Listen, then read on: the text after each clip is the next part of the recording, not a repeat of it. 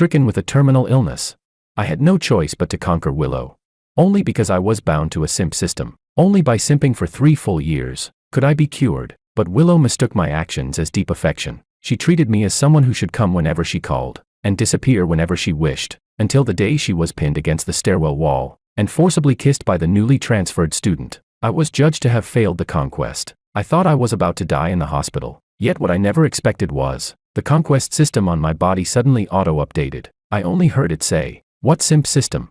A student shouldn't be forced to abandon proper studying, just to conquer some pretentious coquette. Shameless thing. Get lost." The system wailed.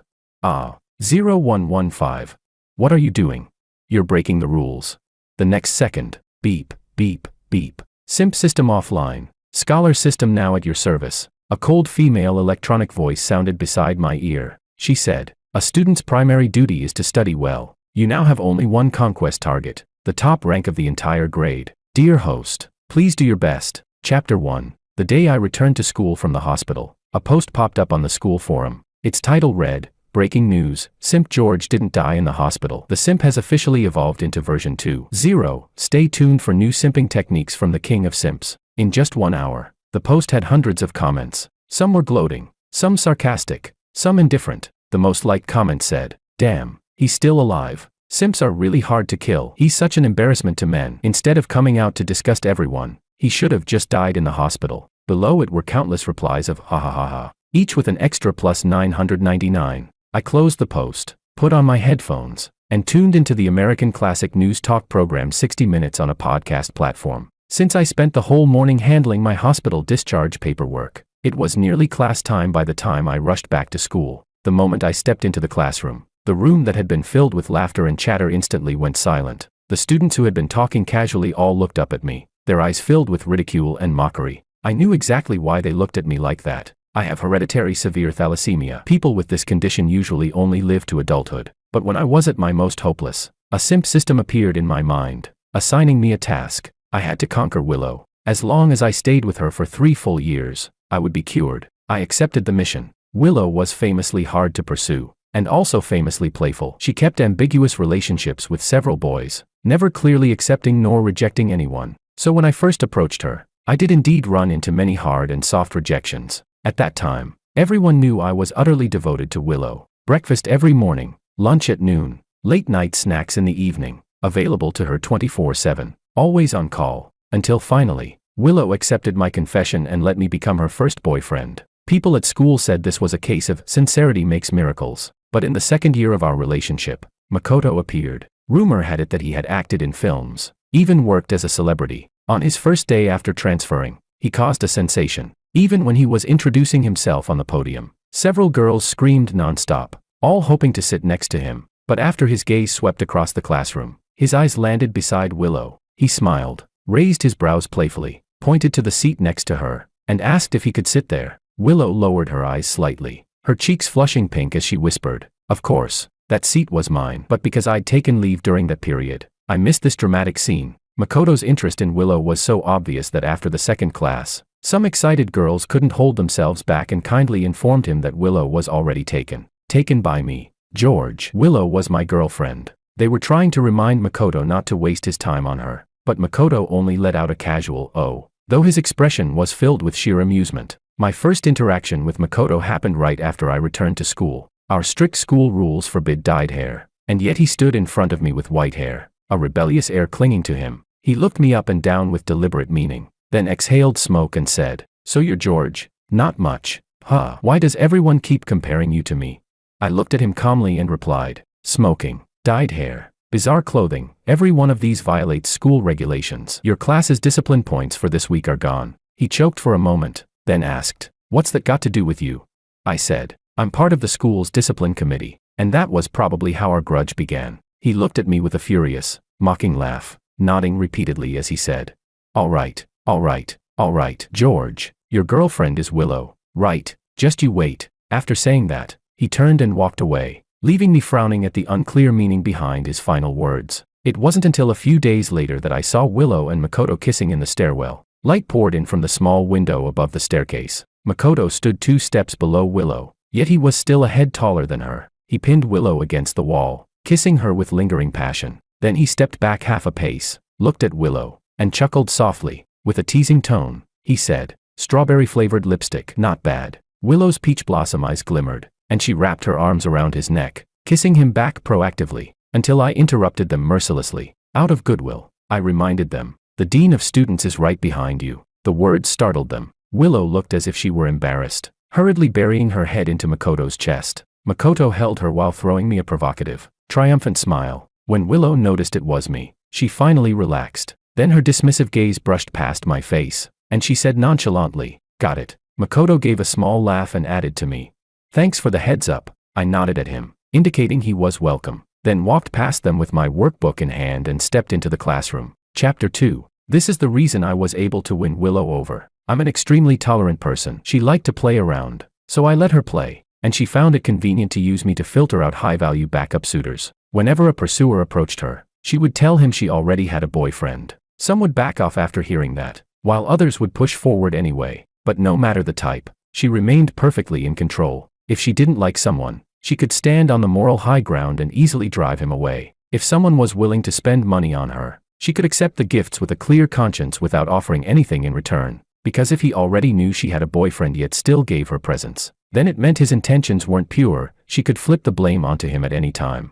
And with me around, she became even more desirable. After all, scoring against a goalkeeper is what makes a goal impressive. Or rather, through me, she could further show that she was not some cheap prize that anyone could easily claim. As for why she chose me, it was probably because, in order to conquer her, I never left her side, and because I turned a blind eye to her flirtatious behavior. She thought I was hopelessly devoted to her, deeply and irreversibly in love. Once, I overheard her joking with her friends, "Don't be fooled by George's cold, top student persona in front of me. He's just a dog." Her friends laughed and said she was really good at training dogs. Back then, I pushed open the door in the middle of their laughter, keeping my face expressionless. They were gossiping behind my back and got caught by the person they were talking about. Willow's friends all looked awkward and exchanged glances. Only Willow, sitting in the center, still looked lofty and indifferent. She lifted her eyes and looked at me. I smiled at her and said, "Willow, it's raining outside. I brought you an umbrella." Willow sat there with a look of certainty, as if saying I knew it, rolled her eyes, and told me, "Leave it there." I agreed softly, and only after turning around did the smile slowly fade from my face. My mindset was actually pretty good. If she said I was a simp, then I was a simp. 3 years of simping in exchange for my life, no matter how you calculate it. It wasn't a bad deal. She loved playing around so much that I never expected one day she would break up with me because of Makoto. When she told me she wanted to break up, it was so sudden that I didn't react at first. For once, she spoke to me softly, probably out of guilt. She apologized and said, "George, I'm sorry. It's just Makoto isn't like the others. I want to give it a try with him." After speaking, she paused, then looked at me in surprise and asked, "What's wrong with you?"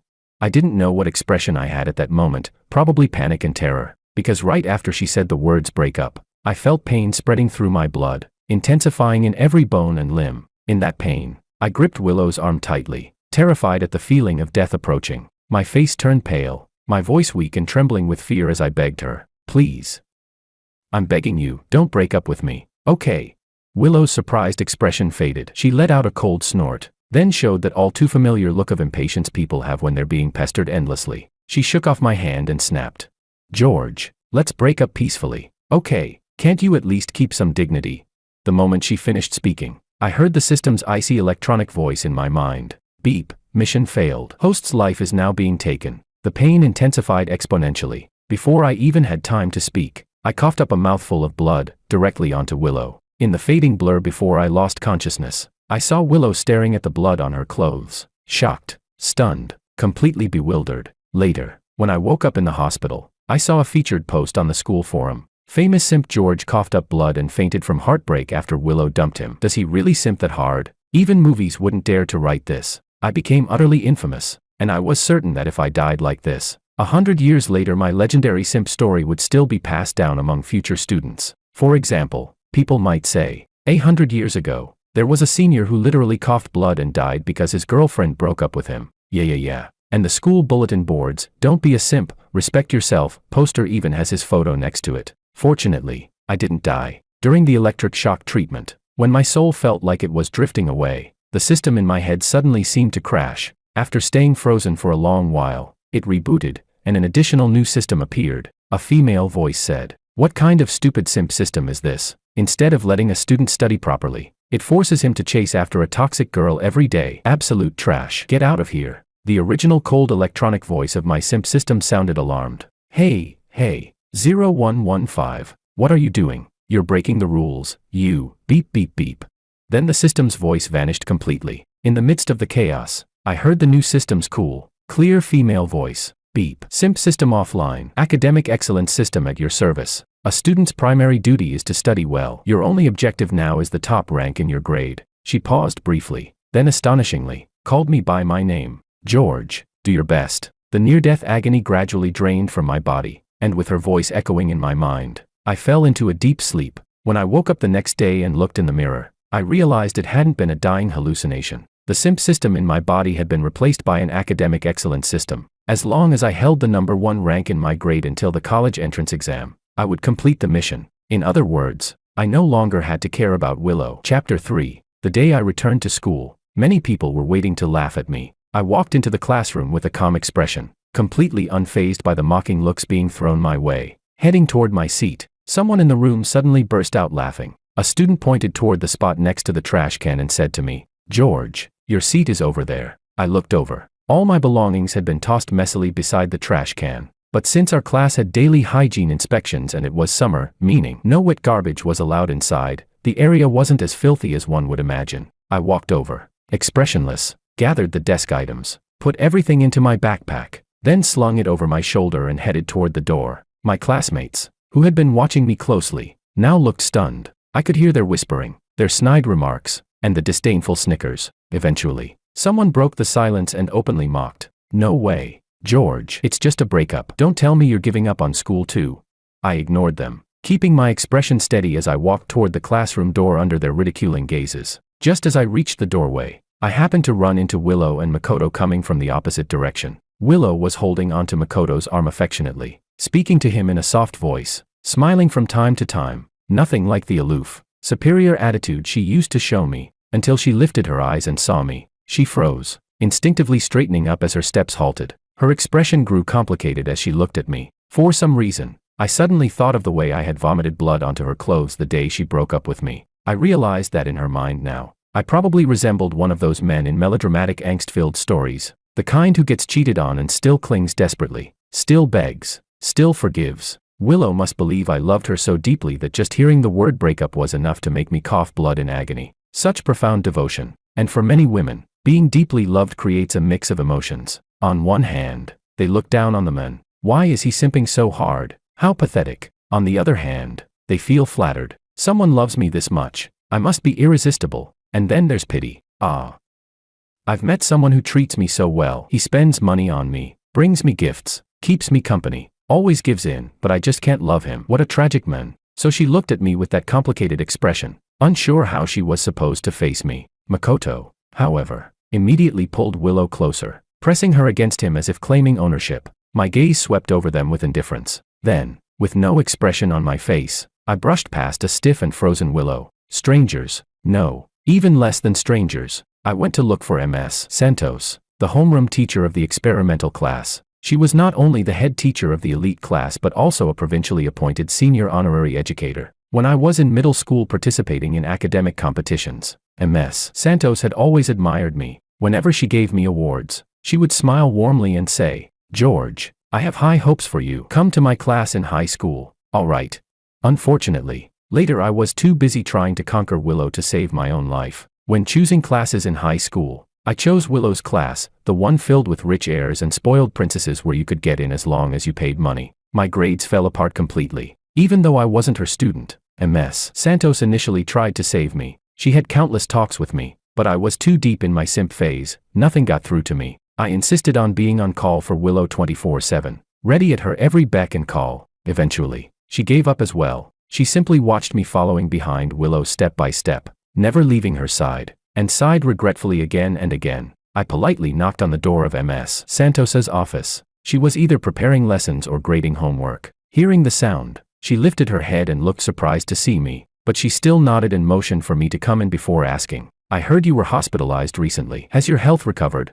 I nodded, thanked her for her concern, and then directly said, Ms. Santos, I want to transfer to your class. I met her startled eyes calmly and continued. I know the experimental class has 2 extra audit spots for students with strong potential. If they show significant improvement by the end of term exams, they can officially stay next semester. I'd like to apply for one. Ms. Santos remained silent for a long time, then sighed. Her expression held both regret and concern. After thinking it through, she finally said, George, I believe in you. You know I've always admired you, but it's not that I don't want to give you the chance. It's just, you've fallen behind for too long. The pace of the experimental class might actually harm you instead of helping. I looked at her steadily and said, Ms. Santos, I can keep up. In the school-wide monthly exam next week, if all my subjects are above the average score, would you consider giving me a chance?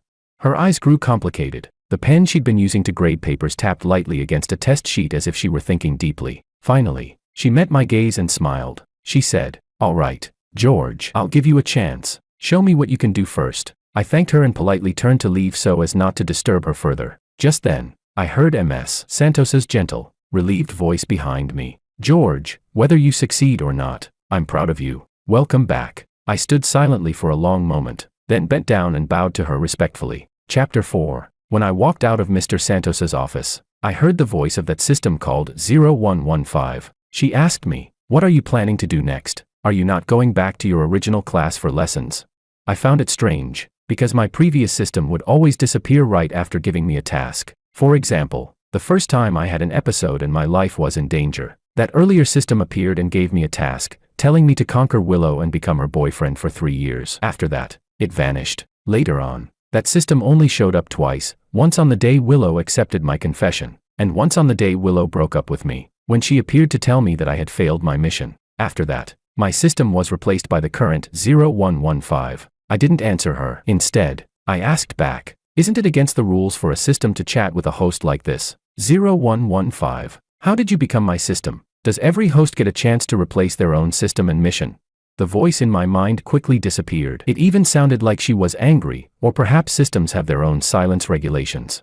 It's like how I can't tell anyone that the reason I ended up with Willow was because I had a system on me, and the reason I acted like such a simp was simply because the system gave me a life-saving mission. So it makes perfect sense that systems and hosts would also have silent rules. I need to find a way to figure it out. I walked home while absent-mindedly thinking. I didn't answer 0115, and in fact, since this is the week right before the monthly exam, I really don't plan on going back to my original class, not because of Willow and Makoto, but because the study atmosphere there just isn't right for me. Doing a final week sprint while staying in class would only be a waste of time. I need to quickly and systematically sort through the framework of all the current knowledge. My dad had no objections to my request when I was very young. After my mom passed away due to severe thalassemia, he started granting me anything I asked for, because he knew I wouldn't live long either. So he never asked anything of me, as long as every minute and second I spent in this world was happy. Whether it was my previously uncharacteristically high-profile pursuit of Willow, or now me asking him to go to school and request a week of leave for me, plus hire a few tutors to help me build my knowledge frameworks. He didn't question me, he just helped me get everything done. I looked at the framework outlines for each subject. In truth, studying isn't that difficult, as long as you can piece all the fragmented knowledge points into a logical structure in your mind. Then fill in the details according to that structure. Even the most obscure knowledge becomes like the veins of a leaf, complicated, yes, but orderly. For the first 3 days, I kept absorbing these knowledge frameworks because this is a last-minute sprint. My priority is simply ensuring that my scores on next week's monthly exam are foolproof. So I focused on certain areas while reviewing. Catching up on these things was actually much easier than I imagined. After finishing my review, I worked on a math test paper. This one was from Mr. Santos, a weekly test used in the experimental class. When I calculated everything in my head all the way to the final long problem, I suddenly froze, because suddenly I couldn't figure it out. I couldn't figure out what those 2 wasted years I had spent on Willow were supposed to mean. If I had been healthy, or if the system had given me a different task, like back in middle school when I often won awards in competitions, then why wasn't my mission something like building on that foundation and further developing my talent? Why was my continued life tied to something as vague and intangible as romantic feelings? Was Willow's affection supposed to be something valuable and precious? The moment I conquered her I could extend my life. It was utterly absurd. Maybe I had zoned out for too long, so long that the 0115 in my mind thought I was stuck on the final question of the test. So she couldn't help but remind me, by substituting You can convert the problem of finding the extremum of a trigonometric function into finding the maximum and minimum of a quadratic function on a closed interval. Really, George, have you fallen so far that you can't even answer something like this anymore? 0115 sounded very much like she hated iron for not becoming steel. I snapped back, glanced at the question, and calculated the answer in my head. Only then did I finally feel relieved about my progress and my current level. I let out a long breath, but the next second, something suddenly clicked. I spoke firmly, certain, and asked, 0115, you know me, don't you? 0115. The system in my mind went silent again. I waited patiently. Just when I thought she wouldn't answer, she suddenly spoke. I know you, George. You've probably forgotten, but in first grade, we were desk mates. Back then, the teacher asked everyone to use 1, 2, and 3 to form the largest number, and only you wrote 3 to the 21st power. I had completely forgotten that incident, though my mathematical talent did show very early. When I was little, my dad once took me for an IQ test. It turned out extremely high. The evaluators watched me as if they were observing a rare panda. Only my dad looked at me with sadness. He said, "If you didn't have this damned illness, George, I would be so proud of you." Later, from the moment I started school, every teacher loved me, but even then, I already knew I probably wouldn't live past adulthood. So my interest in studying was lukewarm. It was enough just to handle exams. Before every test, I would skim through the textbook a bit, and that kept my grades average, not too high, not too low. Only math stood out completely. Sometimes I represented the school in competitions, until I met Willow, and all my thoughts went to her. I spent all my energy conquering her just to extend my life. Naturally, I spent even less time on studying. Talent, once buried among the ordinary and neglected like that, won't survive long. After 0115 finished speaking, she added softly, "George, you have no idea how much that 3 to the 21st power shocked me. I never had talent like yours, but you're the one who sparked my love for numbers." I asked her, "Then how did you become a system?" This time she answered quickly, "That's part of the silent rules. Even if I told you, you wouldn't be able to hear it." She paused, then continued, "You should focus on the current issue. George, your mission is to get first place in the entire school for every major exam, meaning midterms and finals. You still have 3 months until finals. That's the buffer provided by the system. But once you enter senior year, every exam must meet the requirement." I nodded in acknowledgement. After 0115 finished speaking, she disappeared again. I guessed her communication with the host must also be restricted. I didn't have strong memories of primary school. In truth, if I wanted to remember something, I would never forget it. But unfortunately, I was a solitary, aloof child who kept to himself and had little interest in anything. So I had almost no impressions left. I went through the graduation records and stared at the elementary school photos for a long time before finally finding one. In it, I was 6 or 7 years old, squatting on the ground, absent-mindedly using a twig to calculate math formulas. Beside me squatted a well-behaved, adorable little girl who was watching intently. I looked closely at the photo. Even though I had no memory of it,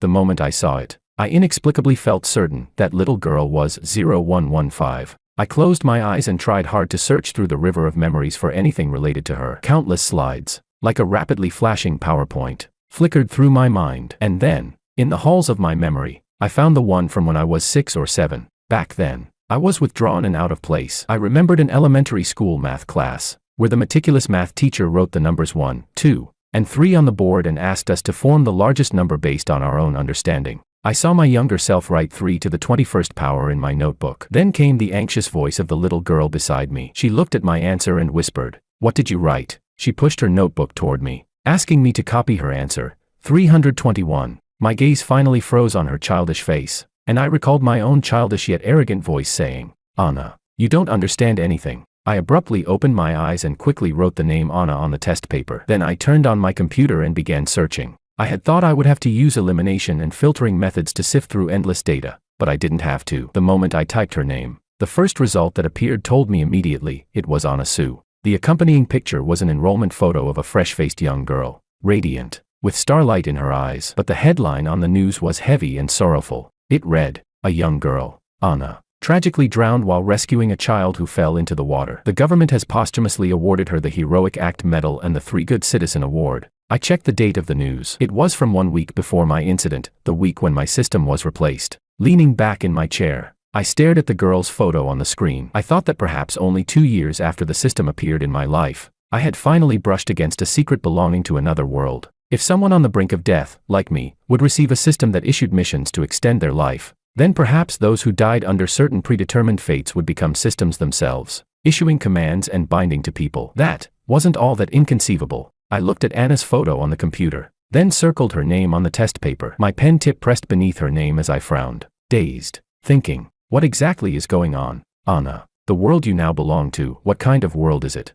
Chapter 5. I only appeared at school again a week later when it was time for the exam, and inevitably, I ran into Willow in the exam room. We were assigned to the same testing room. I knew Willow's academic level well, so every time we had an exam, I would subconsciously control my score, deciding which questions I should get wrong and which ones I should get right. I could keep the total score difference between us within 50 points, ensuring we'd always be placed in the same exam room. To be honest, I had so many things to think about this past week that I had long since thrown her out of my mind. So when I saw her waiting for me specifically at the door, I was a little surprised. She leaned against the wall by the classroom door, pretending to be cool and aloof. Her figure was slim and delicate, her face indeed beautiful and refined. But when I looked at her, all I felt was disgust, because no one knew better than I did that beneath her golden exterior was rotten stuffing. I never had patience for empty-headed pretty vases, and her character wasn't great either. Before, the only reason I acted like a simp toward her was to stay alive. Now that my system had changed, there was absolutely no reason to keep eating crap, so I had no interest in exchanging greetings with her. I treated her as if she didn't exist and walked straight into the classroom without even glancing sideways. But she mistook my indifference as some sort of playing hard to get. She spoke.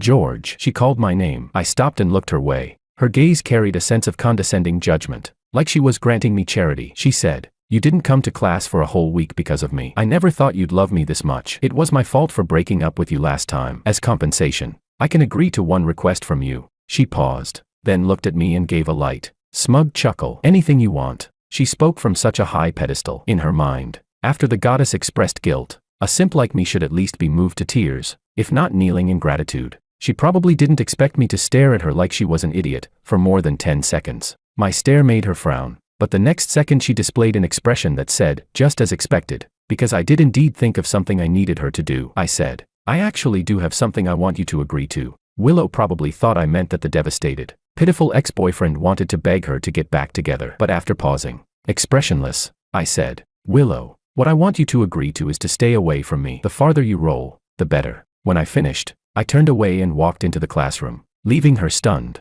The results for this test were announced a week later. My scores were indeed astonishing. I had squeezed into the top 50. Our school was a top-ranked high school with a 91% university acceptance rate, though some students were sent abroad right after graduation. Everyone was shocked by my grades. Some thought I had awakened from my simp phase, tying myself to beams and stabbing my thigh with an awl, determined to study hard and improve. But there were also rumors saying that after being dumped, I suffered a huge blow and wanted to achieve outstanding exam results to get Willow's attention, making her regret breaking up with me. I scoffed at those rumors, but the world I used to belong to no longer had anything to do with me, because Ms. Santos congratulated me. I had entered the candidate list, though some of the other teachers expressed objections. After all, my monthly exam score was far too strange, and I hadn't been attending classes for a long time before that. Yes, I had indeed won quite a few competition awards in middle school, but that was still only middle school. In high school, I had become indistinguishable from everyone else, until Ms. Santos arranged a small in-class test for me, except for the humanities. Each subject had only 10 questions. The teacher prepared them on the spot. I answered them on the spot, and they graded them immediately. Once the results came out, the teachers who had objections fell completely silent. Ms. Santos looked at me with satisfaction, patted my shoulder, and said, "George, keep it up. Don't let me down." I nodded solemnly at her and made a solemn promise, "I will never disappoint you, Ms. Santos." Although I said that, in the beginning, studying was still somewhat difficult for me. Talent or not, I had abandoned that talent for far too long, and the pace of the experimental class was extremely fast. On top of that, they weren't learning only the standard exam-oriented curriculum. I listened carefully in class every day, took detailed notes, and buried myself in mountains of materials and practice exercises every night after going home. Occasionally, when 0115 woke up and saw me studying with such intense, ascetic determination, like tying my hair to the beam and stabbing my thigh with an awl, she was practically gloating as if she had achieved her revenge. She said, "George, you finally got what you deserve." I had never put in effort toward studying. I imagined 0115 must have been the hard-working top student type, which explained her schadenfreude. After all, I used to remember everything effortlessly, connect ideas instantly, and studying felt easy for me. To be honest, Compared to those top students who stayed up late and studied relentlessly, I truly had never worked as hard as they did. I immersed myself in my own world and even felt excited by the monotony of numbers. 3 months later, during the final exam, my name settled firmly at the top of the grade rankings, leaving the second place far behind. I kept that position until graduation, becoming a legendary myth at our school. But by then, I no longer paid attention to anything outside my studies because once I secured first place for the first time, I knew I would never fall again. So I diverted some of my time and energy to experimenting with communication with 0115. I still liked calling her 0115 because it made her feel like my own intelligent robot. She was an extremely smart person. In the first week after the exams, I finally discovered a method for communicating with 0115. First, I would create a random 3 by 33 polybius square cipher, including the 26 English letters and 1 symbol. Then I wrote down the 3-dimensional coordinates of the message to be encrypted. The message and the coordinates were lined up in columns of 4. After that, I took the numbers across each row in order, grouped them into sets of 3, treated those 3 numbers as coordinates, and used them to find the corresponding letter, thus producing the ciphertext. This encrypted communication was not easy at all. It required an enormous amount of time. But fortunately, as long as I was patient enough, the information exchanged between 0115 and me was more than enough. According to what 0115 told me, she did indeed die after saving those drowning children. But when she regained consciousness, she found herself drifting as a stream of data within, well, call it a colossal neuron. The deep blue system pipelines resembled the remaining neural pathways of some prehistoric intelligent creature. She drifted along with the blue, tide-like data currents, searching for her host. It was an instinct, probably something engraved into her source code. And then she saw my data code sample. She said, "I know you, George." Even though I transferred schools later on, we occasionally met at competitions in middle school, but you probably didn't recognize me anymore. But after entering high school, I never saw you again, not even once. I even asked around about you. Her voice dropped, tinged with regret and sadness. She said, "Back then, I heard you skipped class all the time just to chase a girl, that you had no bottom line and acted like a total simp for her." I was. She paused for some unknown reason before continuing, hesitating slightly. "I was really sorry for you, but after seeing your data sample, I suddenly understood what had been happening to you." Later, she didn't rush to find a host. Instead, she roamed through that neuron network repeatedly. Perhaps it was simply curiosity and interest. She began studying the code that formed her existence. Until, when she happened to come across the moment I failed my conquered mission, she impulsively modified the task command in her own source code. Unexpectedly, it worked. Then she replaced my former system and became my new one. That was what she went through. So unbelievable. So absurd. But was anything more absurd than everything we had already experienced? She saved me. Converting biological life into data. Research on this had been conducted by scientists across the world years ago. Given current technology, data conversion of life forms is humanity's closest and most plausible shortcut to immortality. Technology advances every day. Even quantum computing is on the verge of becoming outdated. Neither I nor 0115 understood what catalyst allowed her consciousness to convert into data. But we were certain of one thing: the directive code can be modified. Just like 0115, I became deeply fascinated by this matter. I went through a vast amount of material. The most recent public report came from a research team at Johns Hopkins University who had published a new approach called biocomputing, exploring the possibility of developing computers that run on human brain cells. So during that period, even while eating, I would carry my materials with me, walking, reading, and communicating with 0115 all at once. But before all that, I needed a solid foundation. I began teaching myself from C++ primer. It was the first time I truly felt that time was not enough. I treasured every minute and every second for studying,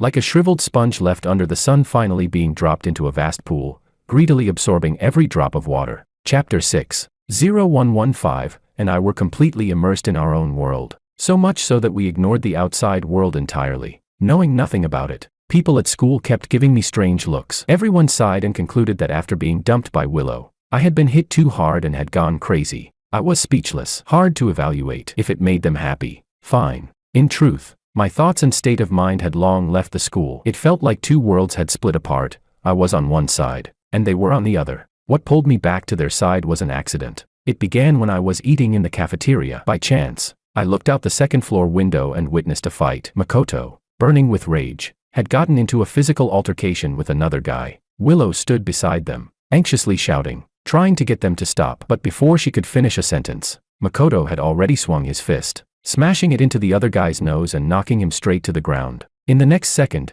and from far away, I saw Willow lift her hand and slap Makoto across the face. Makoto froze for a moment, then clenched his teeth and glared at Willow for several seconds before storming off in anger. I heard the murmuring of people around me. Someone said, "Seriously, they haven't been together that long, and Willow is cheating again." Another person added, "And he's ridiculous too. It's one thing to steal someone else's girlfriend, but he actually thought he could date her properly. What was he thinking? A woman who cheats like it's a habit, how could she possibly stay loyal?" I placed my tray at the return station and headed to the restroom. When I stood outside the restroom, I heard a familiar voice. It belonged to Makoto. Unlike the arrogant, cocky, sloppy tone he had outside, his voice was dripping with disgust, as if talking to himself. He said, "Fucking Willow, how much longer do I have to put up with her bullshit before this works?" He sounded like he was venting. I heard him let out a suppressed groan of frustration before adding, "Fuck. The bigger idiot is probably me, looking like a fucking simp in front of everyone." His long string of curses sparked a vague thought in my mind. I pushed open the door and stood in the entryway, locking eyes with Makoto, who seemed to be having a breakdown. He froze. After a few seconds, he finally responded, forcing his twisted facial expression back into neutrality. In an instant, he reverted to the casual, lazy delinquent persona, as if the scene I just witnessed had been a hallucination. He even managed a smile, forcing a tone of feigned nonchalance as he greeted me, "Long time no see, George." I looked him over from head to toe. Under my gaze, his eyes drifted uneasily. I cleared my throat and said tactfully, "Makoto, if chasing Willow is something you had no choice about, come find me in the library after evening classes." His drifting gaze focused again, now filled with alertness. He asked, "Why? Everyone says you've gone crazy. Are you trying to get revenge on me?" I rolled my eyes at him. Makoto still came that night. He moved like a thief, sneaking into the seat across from me, then stared at me in complete silence. I stared back at him. Then I asked him a very simple question, direct and straightforward. "Makoto, do you think I'm a smart person?" His eyes shifted from the pile of data and programming books on my desk to my face. His expression was indescribable. So I asked him another question. "Then do you think I would ever like someone like Willow?" He finally reacted. Perhaps from the contrast between how I once begged Willow to take me back after she broke up with me, and how completely different I was now, he finally understood something. He looked utterly stunned, staring at me with wide eyes. He raised a trembling hand, pointed at me, and stammered, "Why you?" He looked extremely agitated. Suddenly he lunged forward and grabbed my hand. He said, "Bro, why you too?" I calmly pulled my hand out of his grasp, calmly nodded, and then calmly patted his shoulder as I said, "I'm researching these things right now, Makoto, but before that, I need to teach you a new way of communicating." Chapter 7. And so, Makoto went crazy too. Someone had filmed our meeting. In the blurry footage, Makoto looked overly emotional as he lunged toward me to grab my hand. Before the school forum post even had time to cool down, before the gossip-hungry crowd even figured out what was happening, Makoto could already be seen following me everywhere every day, and I, with a serious expression, held a notebook as if demonstrating something profound to him. Makoto's strengths clearly did not lie in numbers or ciphers. I taught him for a full week, and he still looked utterly confused. The things he managed to express resembled a person from an ancient dynasty who had studied a foreign language for only 3 days. A few days later, 0115, and I finally figured out the system attached to Makoto. He was an athlete on the way to a competition. He was in a car accident that seriously injured his leg. From then on, he could never return to the field. After waking, he went through a long period of despair, until one day, a system appeared on him. A villainous male supporting role system. He was required to appear by Willow's side and play the role of a scumbag male side character, stealing Willow away from me, until Willow fell in love with him. If he conquered her successfully, his leg would be healed. If he failed, he would die. That was his system. Makoto looked at me, and I looked at him. His expression was extremely calm, but in his eyes there was a faint layer of hopelessness. Only then did I realize that the person in front of me, this Makoto, was the real him. He said to me in a very quiet, steady voice, "George, ever since I was little, I knew I would win a championship on the international stage. For that dream, I was willing to give everything." He told me, "If you have a way, I hope you can help me." I understood how much he hated his system's mission, just as much as he hated Willow. Oh, and when I was teaching Makoto the 3-part cipher, Willow had run into us once. The expression on her face was both embarrassed and confused. Her gaze shifted between me and Makoto over and over, lingering for a long time. Finally, in a sorrowful, self-pitying tone, she said, you two became like this, all because of me." Neither Makoto nor I bothered to respond to her. We both could not understand why the mission for achieving one's dream would hinge on obtaining the affection of an empty-headed, worthless vase. Makoto and I were examples, but in the countless corners of this world, how many more people were like us? We had ambition, aspiration, and countless unfinished goals. These were our obsessions. And one day, a sliver of hope appeared, a hope that could let us chase those obsessions. But the condition was the love of some woman. If we failed to obtain it, we would die. If we obtained it, our dreams would come true. Was someone's love the most important thing in this entire world? What an absurd joke. I looked at Makoto, patted his shoulder, and promised him, Makoto, I'll do everything I can. Chapter 8. Later. 0115, and I won a gold medal at the Asia-Pacific Informatics Olympiad. The award drew the attention of top universities, and I received offers for guaranteed admission. After discussing it with 0115, we rejected them, because I still needed time. Schoolwork was easy for me. Over the course of an entire semester, 0115, and I managed to replicate her source code. Then, for the rest of the time, 0115, and I kept studying that code. We used it to build a data model, and while I spent entire days analyzing those two major data packages that belonged to her, 0115 somehow felt shy. She said, "It feels like I'm standing naked in front of you without clothes. Does this count as dedicating myself to you?" She tried to hide her embarrassment behind a cool, detached tone. While continuing to assemble the model, I casually soothed her, saying, "Baby, you're dedicating yourself to science, not to me. Don't be shy." The word baby slipped out instinctively. Both of us froze for a moment, and then 0115 crashed. We spent much more time after that, before the college entrance exam arrived, running simulations on the model tens of millions of times. Only then did we decide to modify her source code, because if we didn't do it before the exam, it would be too late. Once I completed my mission, she would no longer be my system, but it was extremely risky. Still, we had no other choice. Fortunately, we succeeded. I modified her code. She became my exclusive system, though I couldn't give her a physical form for now. At least after I completed my mission, she would continue to stay by my side. Her entire stream of consciousness was now permanently embedded within my brainwaves. It was a good beginning. After that, our communication was no longer limited to the three-part cipher. Later on, 0115, and I obtained the code for Makoto's system and made a few small symbol-level modifications, altering his mission directive. Thus, the next day, when Willow showed up with yet another guy on her arm, right in front of Makoto and me, during the paired tennis class that followed, we proceeded to beat Willow until she looked like a bee-stung swollen little puppy. Before we graduated high school, Willow seemed to have had some strange attribute awakened by the beating. She clung to us every day, begging us to teach her tennis, fully accepting the fact that she got beaten miserably each time and even seeming to enjoy it. The breakthrough that 0115 and I achieved was, in the vast, unknown neuron system universe, almost unbelievably insignificant, microscopic beyond microscopic. The data universe where 0115 resided was too mysterious and sacred. All our hard work amounted to nothing more than modifying one tiny instruction in the existing code, like a speck of dust compared to the entire Earth. And all of this rested on a foundation that already existed. Without 0115's code,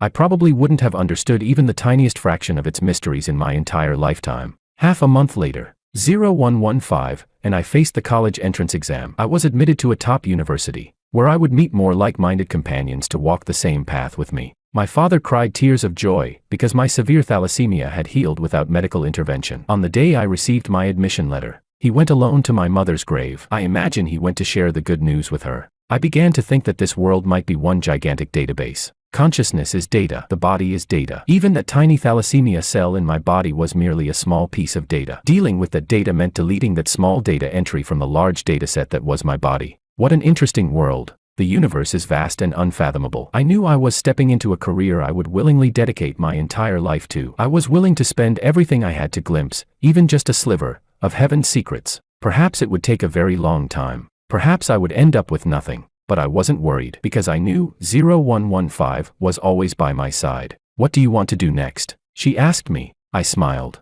looking at the deep blue stream of data on the computer screen. I told her, "The current system directives are pretty terrible. 0115. Let's figure out how to modify system missions on a large scale. Where to begin?